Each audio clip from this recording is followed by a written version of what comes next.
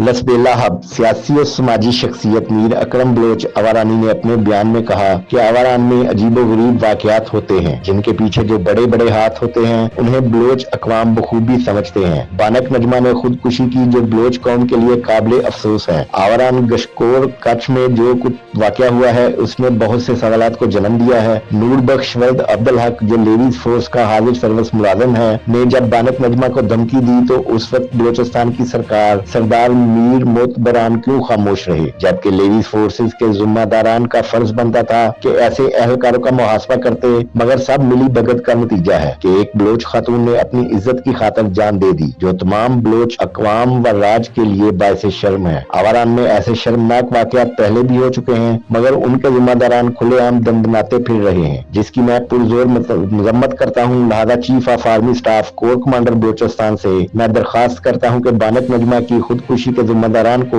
कानून के कटहरे में लाकर सख्त से सख्त सजा दी जाए ताकि दोबारा ऐसे शर्मनाक वाकयात रूनुमा ना हो।